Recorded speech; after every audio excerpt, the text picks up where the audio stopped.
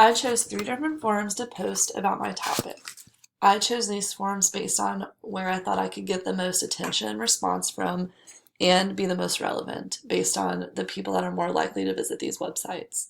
The first one I chose was Facebook, and I chose this because my followers on this account are higher than all my other ones on other social media accounts. The followers are also very diverse.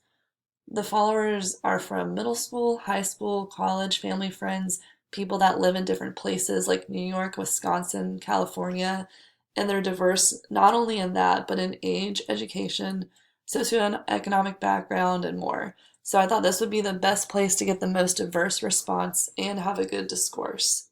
And the responses from this were the highest, not surprised. And my second forum that I chose was Twitter. I chose Twitter because I have to be concise and straight to the point with limited characters being posted. And this was my chance to increase my following because as you can see, I have a limited number of followers and I'm following a lot more. And I've learned through my journalism courses that photos with your tweets can be very impactful and powerful. And my third forum I chose was IMDb, which is the International Movie Database, because my post was about a documentary I had recently watched. And the posts and reviews on IMDb are very, very in depth and very, very well researched. And they are written by intelligent people. And I thought that my post would garner some hopefully insightful responses. And I have learned more on this post than I have by doing my own research in a shorter amount of time. The people post about background events and current events even after the movie's been released, which has been very helpful and enlightening. So the film I watched was True Cost, which is a film about the clothing industry and where your clothing comes from. This film explores the behind-the-scenes production with the big names like H&M, Zara, Topshop, Walmart, Target, Gap that produce clothing overseas.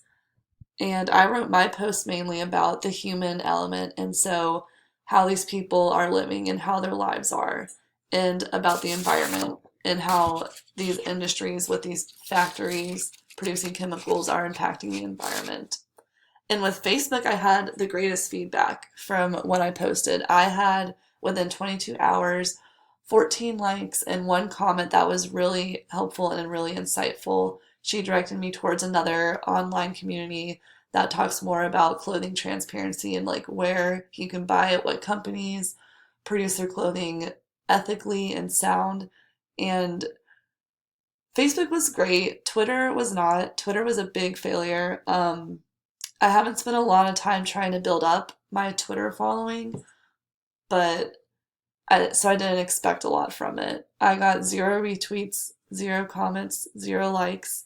But through my journalism courses, I've learned with Twitter, you have to be consistent and you have to repeat. So repeat tweets in different ways and to catch their attention, but with the same information. And like I mentioned before, photos with tweets are very, very powerful, and people are more likely to stay around if you have an image associated with the text. My IMDb review, I learned, was probably too short for the website. Looking at other people's posts on IMDb, theirs were at least 2 to 3 paragraphs, and mine's was one measly paragraph. But I'm new to it. I just opened an account to post that because I knew it would be relevant. So in the future, I will do my research more and post a longer, more articulated discussion to be considered in the crowd with IMDb. And then going back to the film itself, True Cost was released in 2015 with a $500,000 budget. And during the 90-minute film, I saw a lot of images and videos of people working in factories and their lives outside of those factories. And I learned, like we've all heard, factory workers are sweatshops and they work long hours for little pay. But they put it in context of these people working very long hours and they can only work with electricity. And if the electricity is not working, then they don't work and they don't get money, so they don't eat and they go hungry. And the factory workers don't complain because this is their only way out of poverty. And the factory owners, they're just trying to make the most money. And so in Bangladesh, there was an accident where 3 factories collapsed. and it killed over 1,000 people. And it was the biggest incident since the Triangle Shirtwaist Factory in the early 1900s, which has been almost 100 years. And so that made a lot of news, a lot of headlines, and it was absolutely horrendous. And the reason clothing is so cheap in the US is because of these shortcuts.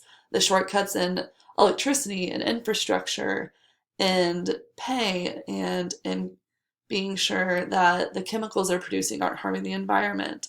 And for another example, the leather factories in India. These leather factories produce some of the most harmful chemicals and hazardous waste, and it's just dumped into the streams of the surrounding areas. And people drink this because this is all they have. And this causes skin discoloration, skin rashes, and boils. It causes birth defects and it causes jaundice, and it's horrible. And without seeing these images and seeing these videos, people don't understand how horrible this is. And so, for the sake of humanity and the environment, I will be more aware of where I buy my clothing from and who I buy it from. And I will look more into the companies and where they produce them, what kind of living conditions they allow their factory workers to live in. And it's not a new issue at all. It's been going on for a while, but people need to see photos and images and to make an impact and make a difference. And the world cannot sustain itself with this overproduction. So, as consumers, we have the ultimate decision to decide and direct where this is going. And so, with Project 333, this simply cuts production by not buying as much. And the 333 means that you can only buy 33 pieces of clothing for 3 months. And there are obvious exemptions like undergarments that make sense, but for the basics of outerwear, shoes, jewelries, accessories, it's 33 articles. And so with this, we can make a difference by cutting our consumption and being more mindful. And the link is found right there.